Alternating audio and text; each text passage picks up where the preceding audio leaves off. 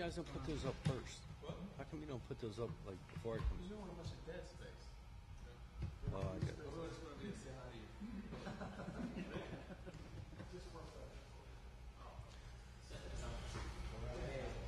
Go ahead.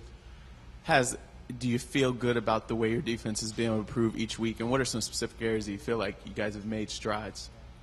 Well, it's like I said last week. I think everybody's committed to getting better. We did a lot better in a lot of areas last week, and there's still areas that we need to improve in, and not just defense, offense, especially everything. And I think the players and the coaches are all committed to getting better. There's things that disappointed me last week. The offense turned the ball over to 2 and to 15. We had great chances to stop them and hold them to field goals, and we didn't do it. And I think we're good enough that we had a situation where the one touchdown, we had them right where we wanted them, and we let them out and they scored. So there's things we got to keep working on getting better, and I think our guys are committed to doing that. D'Angelo had a big game against the Bears last time around. I know that was a few years ago. Do you ever see any kind of residual effect from things like that where they'll be aware of it on Sunday? No, not necessarily. It's totally different on offense, what they're doing. And, this is a good opportunity. Again, I thought D'Angelo played a heck of a game last week, and I think it's another opportunity for him to shine. I mean, he showed that he can do it against a really, really, really, great receiver that now we saw it on tape. I want to see it every week now.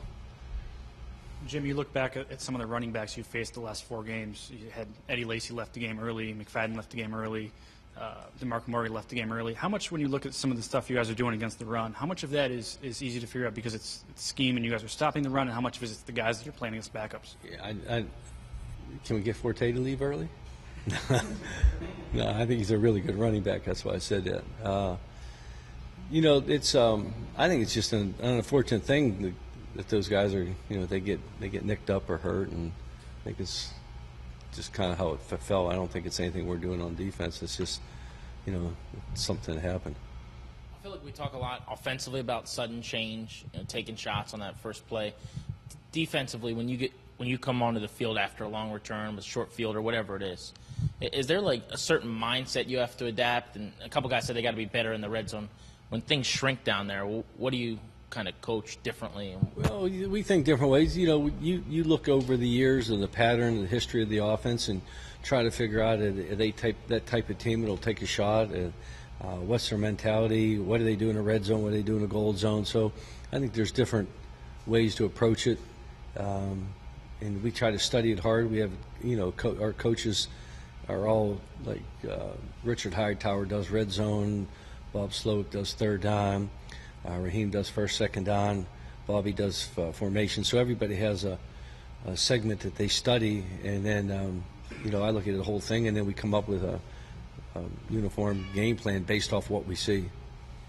Cutler is off to one of the better starts statistically. What have you seen out of him?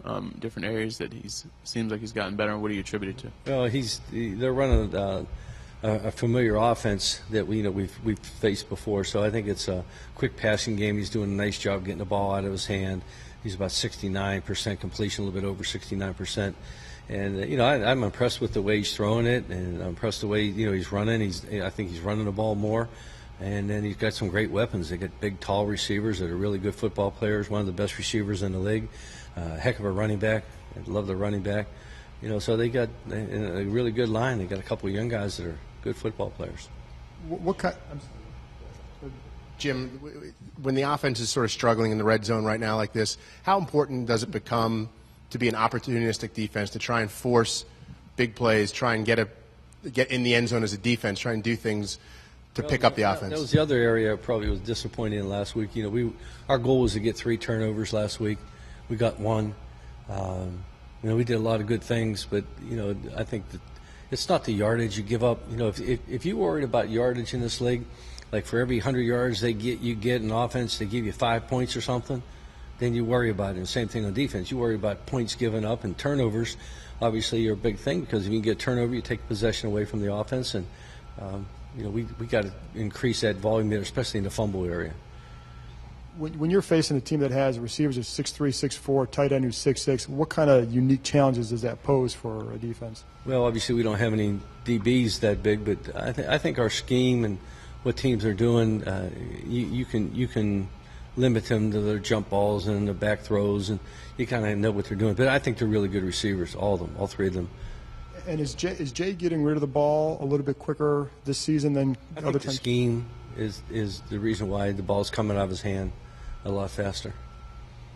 Jim, the Bears have 4 players who are on pace for 75 receptions, running back, tight end, 2 wideouts. What kind of pressure does that put on a defense when you have such a variety of players who are catching the ball? Well, like I said, you got 40 catches by one, you got 31 by one, you got 29 by another, you got a running back that's got 31 catches. So they get balls. They're a big screen team. They get the ball to their best players. Tight end's a good player. We faced them both at Dallas and New York, and I think they utilize him, what they're doing in Chicago, a little bit better. And that's not nothing against Dallas and Giants. They just utilize his talent. He's a big, tall guy. He can go up and catch the ball. How much better is their offensive line with Bushrod and Kyle Long? And Bushrod's one of the best in the league, and I'm a fan of all the Longs. Howie, Kyle, all of them. Chris, that's a heck of a family. But and he throws a 100-mile-an-hour fastball, so that's a pretty good deal. You obviously have a relationship or worked with Tressman in the past. No, I've never worked with Mark. I know Mark. Okay. And I think he does a great job. I think he's a heck of an offensive coach, and obviously he's doing a great job as the head coach. When you said their scheme helps Cutler get the ball out quickly, What are the scheme just because what they do and what types of things do they do to help him get the ball out? Well, they get just a quick passing game. He doesn't have to read a lot of things. He can get it out of his hands fast because he knows where the receivers are at. And I think he's doing an excellent job with the offense. Jim, are there lessons you can take from the Green Bay game where they went to that kind of quick passing attack and kind of took advantage of you guys? I don't think the same type of offense. Okay. What do you tell your defensive backs, your linebackers? What do you guys focus on to try to prepare for that quick release and quick outlet? What do you have to do to minimize that? Well, obviously you got to get them into situations where if you utilize them, we got to stop the run. Number one, I think we've done a pretty good job of that the last 3 weeks, and we can get them in situations where they got to throw the ball, 3rd and long. You have a better chance of winning the game. Going back to D'Angelo, you brought up said you want to see that every week. What is there something that he can do differently, or is it just a matter of that's his life as a corner, or can he play? Do you feel like he can play at that level every week? Well, if you do it one time, why can't you do it every week? And I say that to our guys up front. I thought we did a great job in certain areas. Like, I'll just give you it. For instance, Chris Baker, 2 weeks against Oakland, it was his best game he's played. I told him, I said, you set a standard for yourself. We got to have that every week. We tackled much better this week. We were a really good tackling team this week. So I want to see it every week. So you set a standard for yourself. Let's do it every week now. You think with D'Angelo, is it just a matter of him having, getting up more for certain matchups, or is it just? No, I don't think it's that. I just think he just had a heck of a game. With the special teams, Amerson getting hurt on special teams, Keel did too. Do you have discussions about which of your players are going to be on special teams? Is that something you worry about over the course of a game, given the speed of those plays? Like I said, I think this whole football team, coaches and players are committed to getting better, and that includes special teams. And most of the guys on special teams are defensive guys. So I don't coach them, but I actively get involved in telling them that if you want to play and you want to be on this team and you want to be active for this game, then you got to do a better job on special teams. Right. So to me, I think special teams are very important. So if you're the 3rd and 4th safety or 3rd and 4th corner or 3rd and 4th running back, whatever, you better be a pretty good special teams player, and we'll get better in those areas. Jim, through 5 games, what's been your evaluation of the way that Josh Wilson's played that safety, corner, hybrid role?